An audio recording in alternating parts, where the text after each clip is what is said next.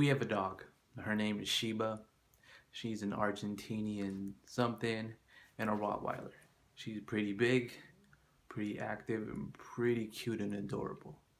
And every day at around 7:30 to 8 o'clock ish, I usually take her on a walk.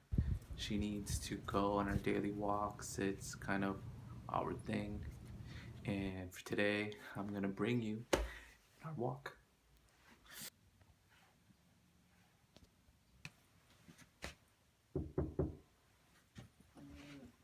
Let's go.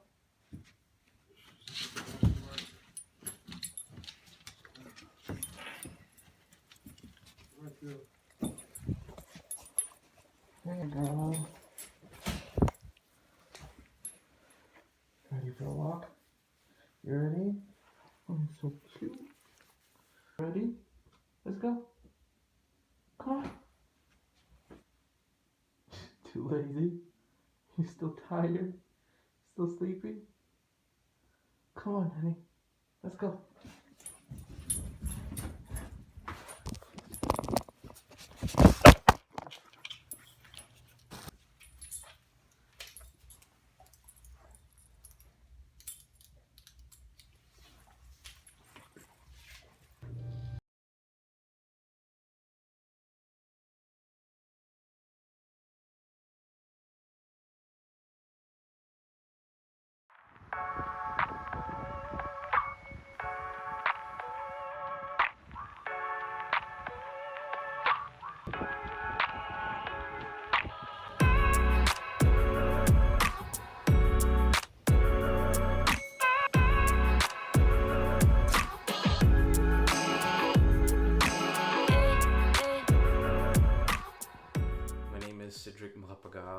I am 28 years old, and I've lived in the United States since 2017.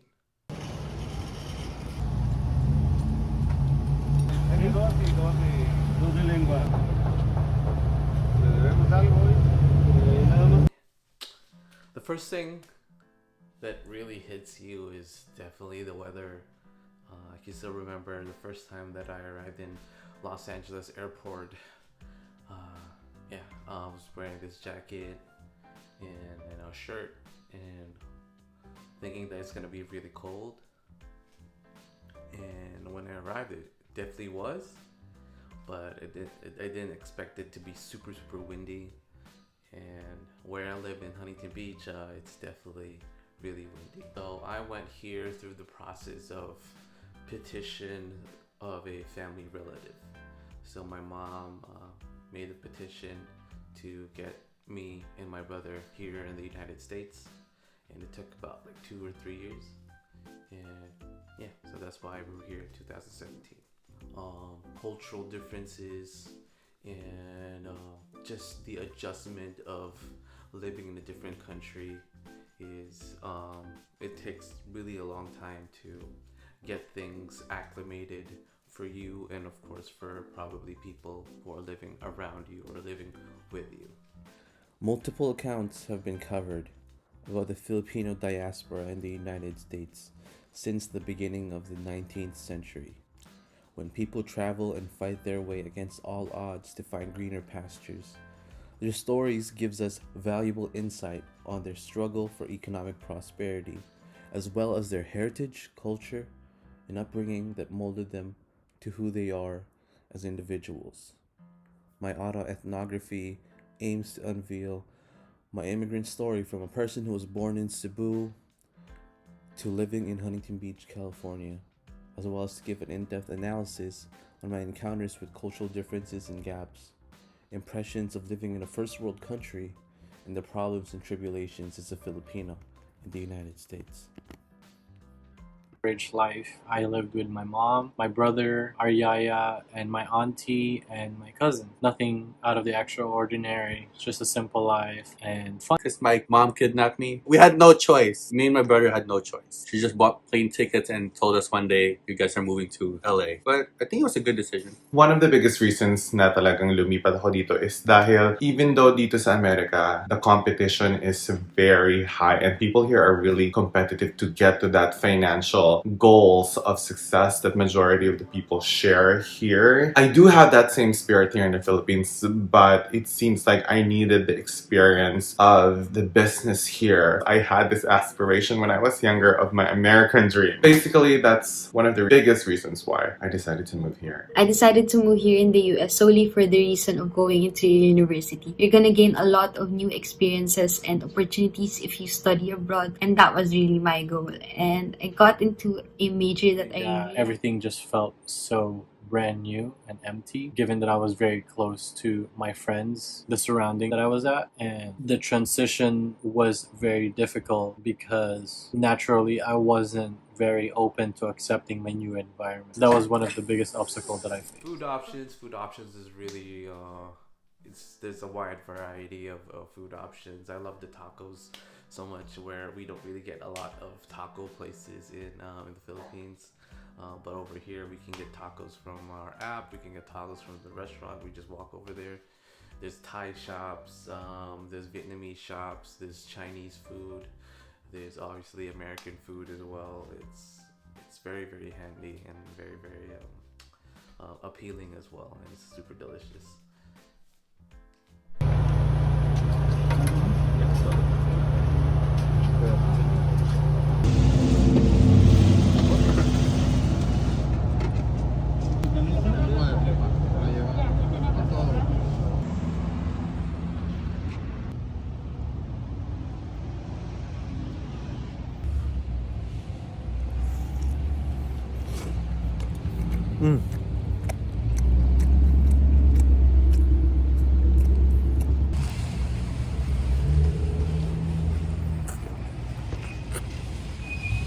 Cactus? I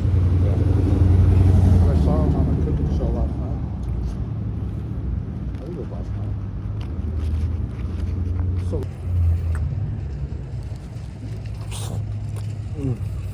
Chorizo.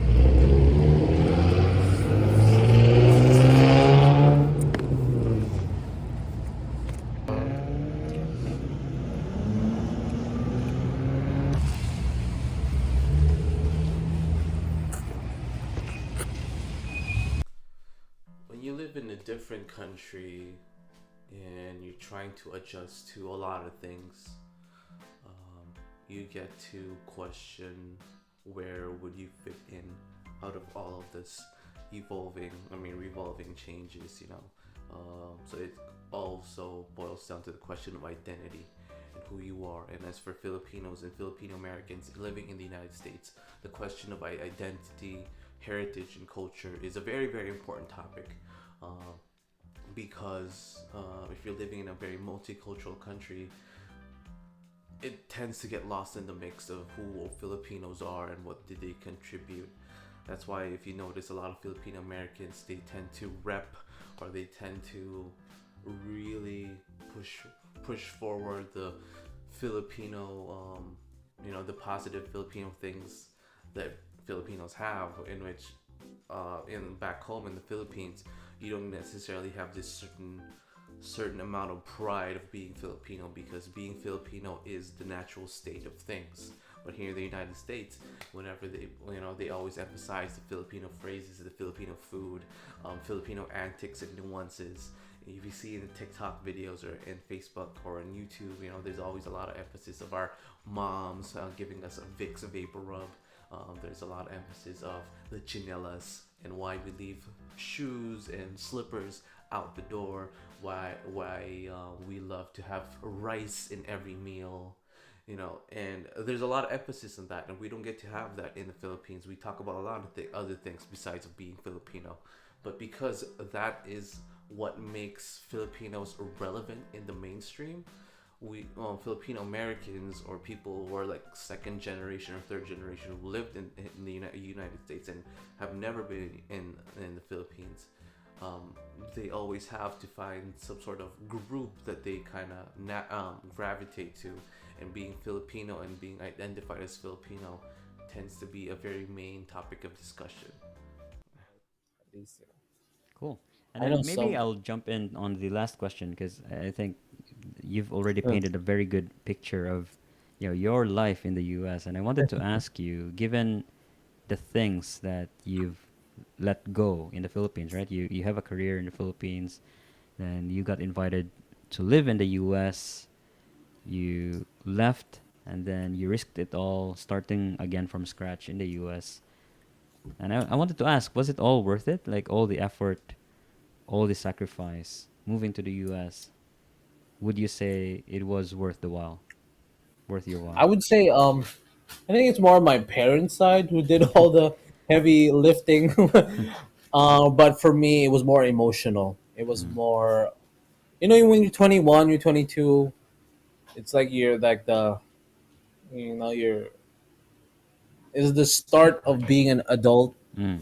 and living your life and proving to the world that you can do it. Yeah. So that kind of was removed from me. Mm. So that really affected me. But couple of years from now living, I would say it's definitely. I would say it's worth it. Mm. Worth it. Living in the United States, worth it with my parents and all that, and because I would say there is definitely more opportunity. Well, not I would say like you earn more, I guess, and there's a lot of opportunity, Mm. especially if you're living in the United States and California. There's a lot that you can do as long as you can work hard. It doesn't really matter. Well, again, me being a teacher was just being like I guess a stroke of luck.